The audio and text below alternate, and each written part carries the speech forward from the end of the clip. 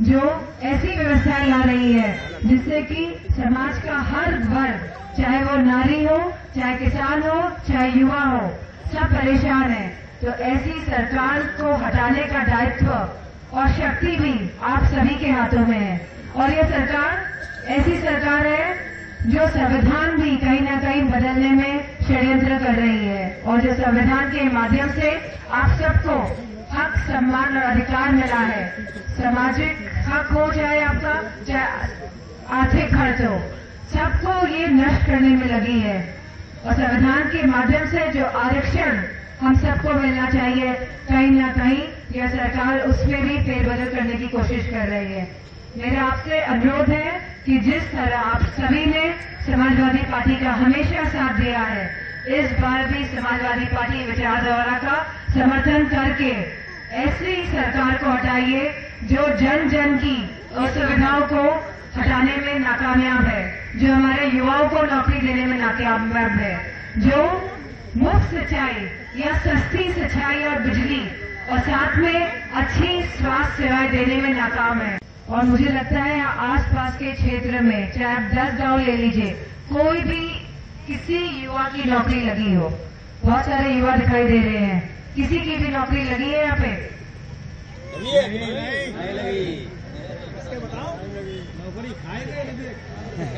और नौकरी निकालते हुए शासन और सरकार नौकरी निकालती है, लेकिन वो भी चुनाव के आसपास ही निकालेगी और साथ ही पेपर भी लीक करा देती है, जिससे कि युवाओं को नौकरी नहीं मिल पाए और बहुत सारी समस्याओं से घिरा हुआ है। वहीं हमारी माताएं और बहनें भी परेशान हैं महंगाई के चलते। देश में लगातार महंगाई बढ़ रही है, चाहे पेट्रोल के दाम हो, चाहे सिलेंडर के दाम हो, और रोजगार के मामले में और नौकरियों के मामले में देश पिछड़ रहा है। जागरूक अगर आप सब हो जाएंगे तो आप सभी में आगे बढ़ने का मार्ग निश्चय हो जाएगा। इन्हीं शब्दों के साथ मैं अपनी माताओं बहनों का और सभी युवा साथियों का और सभी आदरणीय बुजुर्ग जनों का बहुत बहुत धन्यवाद और आभार प्रकट करती हूँ। धन्यवाद। खड़ा है सामने, दस्तक दे रहा है, और यह बहुत ही महत्वपूर्ण चुनाव होने जा रहा है। और ये चुनाव इसलिए महत्वपूर्ण है क्योंकि आज जो प्रदेश और देश के हालात है वो बहुत विभिन्न है, बहुत अलग तरह के। क्या कहेंगे? मैं समझती हूँ जब इंडिया का गठबंधन हुआ था तो सबसे ज्यादा अगर कोई परेशान था उस समय तो भाजपा थी, और जहाँ पे हर जगह गवर्नमेंट ऑफ इंडिया लिखा जाता था तो गवर्नमेंट ऑफ इंडिया बोलने में भी हिचकिचा रही थी। तो मैं समझती हूँ इंडिया गठबंधन जो है बहुत ही मजबूती के साथ पूरे देश में चुनाव लड़ रहे हैं और कट्टरता से लड़ रहे हैं। और मुझे खुशी इस बात की है कि लोगों का समर्थन लगातार इंडिया गठबंधन को मिल रहा है, और जिन प्रदेशों में रीजनल पार्टीज हैं, क्षेत्रीय दल हैं, उन प्रदेशों में लोगों का समर्थन उन क्षेत्रीय पार्टियों को भी मिल रहा है लगातार। मोदी जी लगातार यूपी में रैलियां कर रहे हैं। अभी इंडिया गठबंधन ने अपनी यूपी के फर्स्ट फेज, सेकंड फेज के लिए भी कोई पहले एक भी रैली नहीं हुई, क्या कहेंगे?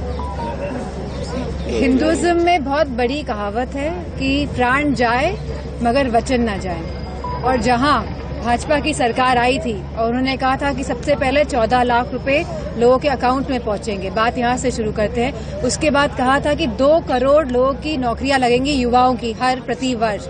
उसके बाद कहा था कि गैस सिलेंडर जो है बहुत सस्ते और मुफ्त मिलेंगे। उसके बाद कहा था कि पेट्रोल डीजल के दाम कम कर दिए जाएंगे। तो इस तरह की बहुत सारी बातें कही गई, जहां कहा गया था कि जो बिजली की व्यवस्थाएं में सुधार लाया जाएगा, जहां कहा गया था कि आवारा पशुओं की जो परेशानियां हैं जिससे हमारा किसान त्रस्त है आज, उसमें भी सुधार किया जाएगा, उन परेशानियों को हटाया जाएगा। कहीं ना कहीं यह सरकार जो जो बातें कहती आई है उन सभी में विफल रही है, और मुझे पूरा भरोसा है कि लोगों का साथ, समर्थन और प्यार समाजवादी पार्टी के साथ है। मोदी जी फॉरेन कंट्री से कई वॉलंटियर बुला रहे हैं इलेक्शन में, लोकसभा चुनाव वोटिंग के लिए। ये उनका वॉलंटियर फॉर विदेश से वॉलंटियर बुला रहे हैं, इंडियन वॉलंटियर भारतीयों को बुलाया जा रहा है इंडिया में, ताकि बीजेपी का प्रचार हो सके। नहीं तो अच्छी बात है कि वो बुला रहे हैं, आना भी चाहिए। तो मैं, क्योंकि आपने बात उठाई है, तो मैं मैनपुरी क्षेत्र के सभी लोगों को कहूंगी जो भी बाहर है वो वापस आए और बढ़ चढ़ के इस चुनाव में हिस्सा ले और वोट करें। मैडम, पहली बार चुनाव थोड़ी हो रहा है कि वॉलंटियर इस बार बुलाए गए, उससे पहले बुलाया सकते, इस बार ही क्यों बुलाया जा रहा है? खलबली मची हुई है शासन को कि कहीं न कहीं लोगों के जनाधार में उनको घटता हुआ दिखाई दे रहा है, क्योंकि लोग खुश नहीं हैं, क्योंकि लोग समझ रहे हैं कि इनकी करनी और कथनी में बहुत फर्क है और इनकी जो नीतियां हैं वो लोगों को कहीं न कहीं पिछाड़ रही हैं। मैडम, मैनपुरी में विरासत के तौर पे लोकसभा सीट जो है वो आपकी जिम्मेदारी है और आप यहाँ पे प्रत्याशी भी समाजवादी पार्टी की साइड से।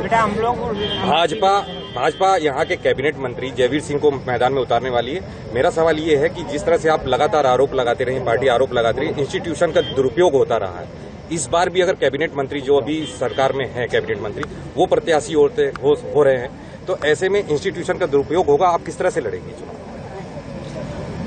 पार्टी पूरी मजबूती के साथ लड़ेगी, क्योंकि इंस्टीट्यूशन का दुरुपयोग कन्नौज में